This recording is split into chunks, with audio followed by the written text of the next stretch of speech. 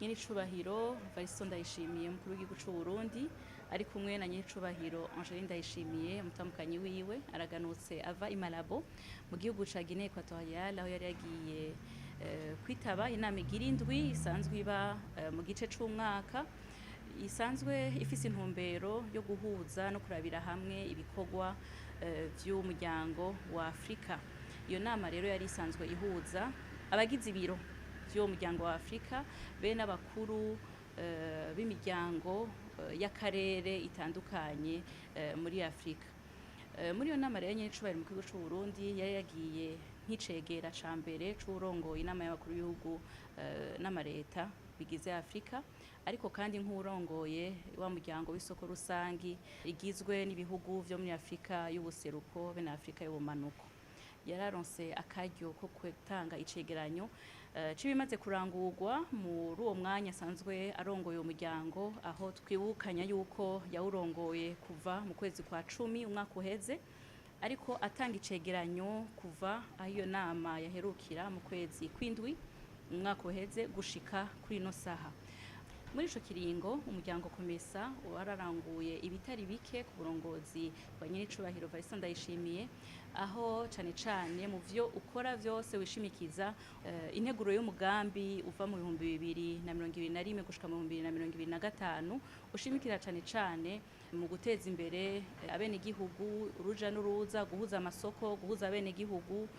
kugwiza umwimbu, eka no korosha imihora kugira ngo uruja n'uruza bworohe. Muri ico kiringo isoko rusange komesa ryarashoboye kugwiza urugero rw'umwimbu hagati muri ivyo bihugu buryo bungana n'imiliyaridi igihumbi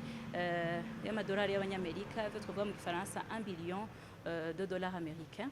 aho mbere yateje imbere uruja n'uruza rw'ibintu, ubudandaji, aho ubidandazwa vyashoboye gushorwa hanze bingana ni ca gatatu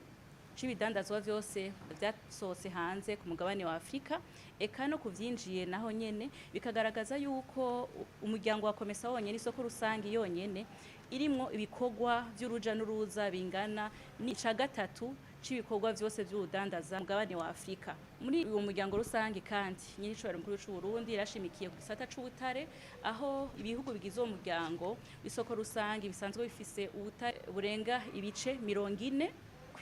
y'ubutare bwose buri ku mugabane wa Afrika. Rero ivyo navyo bikavyerekana yuko hari ubutunzi bwinshi, aho Nyenicubahiro mukuru c'u Burundi nk'usanzwe warongoye uwo muryango ariko araje imbere uwo muryango kugira ngo hashigweho itegeko ryogenga ico gisata c'ubutare kugira ngo bwungukire abenegihugu b'ivyo bihugu vyose bigize isoko rusangi. Mukuru w'igihugu c'u Burundi yashimikiye kandi no gisata c'uburimyi, gisata cashizwe imbere mu nama y'abakuru b'ibihugu biheruka mu kwezi kwa 10, aho kandi ari gisata gisanzwe giterera ku bice bingana 32% ubutunzi bwo hagati bw'uwo muryango 32% du PIB, kandi ico gisata kigatanga ubuzi ku gice 80% vy'abenegihugu bagize uwo muryango. Ico gisata kandi kikinjiza no mu butunzi bw'ivyo bihugu ibice 50%, eka kigatanga kandi n'ubundi butunzi kama usanga bukenerwa mu yandi mahinguriro. Rero ico gisata carashigikiwe cane, na cane yuko sanzo tuzi yuko ari n'igisata Sebarundi yashize imbere cane no hano mu Burundi. Rero afati ya mbere kugira ngo ahimirize bagenzi we kugira ngo ico gisata kibandanye kizana umwimbu ahagije kugira ngo abenegihugu bose bo muri uwo muryango w'isoko rusangi bashoboye gufungura neza ibikwiye, eka n'umufuko ushikirwe. Rero uwo muryango komesa warashigikiye cane ibihugu bitandukanye kugira ngo ico gisata gitere imbere, umwimbu wiyongere, eka bashobore no gushora hanze. Mukuru w'igihugu c'u Burundi yaragarutse kandi no ku gisata c'ubuhinga bwa none, aho hasanzwe hariho amategeko yashizweho intunganya bikorwa ibihugu vyose vyo kwisunga kugira ngo ubuhinga bwa none bukoreshwe mu bisata vyose kandi n'umwimbu wiyongere. Yagarutse kandi no kuvyerekeye igisata c'umuyaga nkuba, aravuga ibiko birarangurwa kugira ngo umuyaga nkuba ushikire hose, gutyo n'iterambere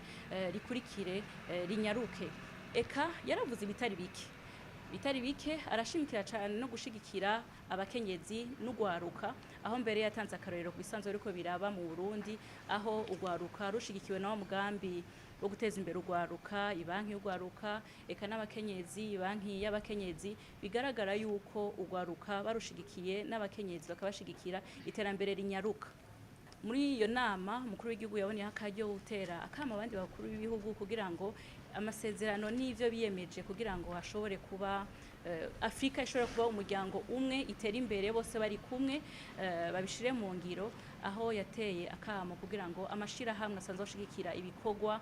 mu vyerekeye ubutunzi yogwira agashigikirwa, akaba amashirahamwe yo ku mugabane wa Afrika, kuko vyagaragaye yuko kenshi ibihugu vya Afrika usanga bisaba uburyo hanze y'umugabane wa Afrika. Muri iyo nama rero nkuko nabivuze umukuru w'igihugu c'u Burundi yarayitavye kandi nk'usanzwe ari icegera ca mbere c'urongoye inama y'abakuru b'ibihugu vya Afrika. Kabaye akaryo rero ko gusubira kurabira hamwe no kwitegurira uburongozi bw'uwo muryango wagutse, aho Uburundi buzoba burongoye umuryango kuva mu kwezi kwa kabiri mu mwaka uza, ni kuvuga mu 2026. Kabaye akaryo rero ko kubandanya barabira hamwe aho Afrika iteye intambwe mu vyo yemeje ko kugira Afrika iteye imbere, kugira ngo ejo ahafata uburongozi bw'uwo muryango abandanirize kw'isomo. Hambavu y'iyo nama umutambukanyi w'umukuru w'igihugu c'u Burundi yarashoboye kubonana na mugenzi we umutambukanyi w'umukuru w'igihugu ca Guinée Equatoriale, aho nabo baronse akarya ko kuganira no guhanahana ubumenyi mu vyo basanzwe bakora kugira ngo bateze imbere ineza ry'abakenyezi, ineza ry'abana, eka n'amagara y'abantu. Ni muri iyo ntumbero umutambukanyi w'umukuru w'igihugu ca Guinée Equatoriale yatembereje umugenzi w'u Burundi ku cicaro c'urunani rw'amashirahamwe y'abakenyezi bo hagati mu gihugu, mu ntumbero yuko bahanahana ubumenyi kandi bashigikirana kugira ngo urwo runani rushobore gushinga ivyicaro mu bihugu bitandukanye. Yaramutembereje kandi no mu kigo gisanzwe cakira abantu bafise ingwara zo mu mutwe, mu ntumbero yo gushigikirana muri ico gikorwa, ibikorwa basanzwe bahuriyeko mu vyo biyemeje vyerekeye guteza imbere amagara y'abantu. Mu majambo make rero twovuga yuko iyo nama yagenze neza cane kandi izana kunguko ku Burundi no ku Barundi, kuko yabaye akaryo kuko Uburundi bubandanya bushinga icumu mu mashinga, na cane cane ko icegeranyo cashikirijwe na nyiricubahiro umukuru w'igihugu c'u Burundi cagiye cerekana intambwe ikomeye isoko rusangi yashitseko ku burongozi bwiwe. Kandi ni inama yatanze akaryo ko ku Burundi kandi kwitegura kurongora neza ubumwe bwa Afrika, kuko ivyo biga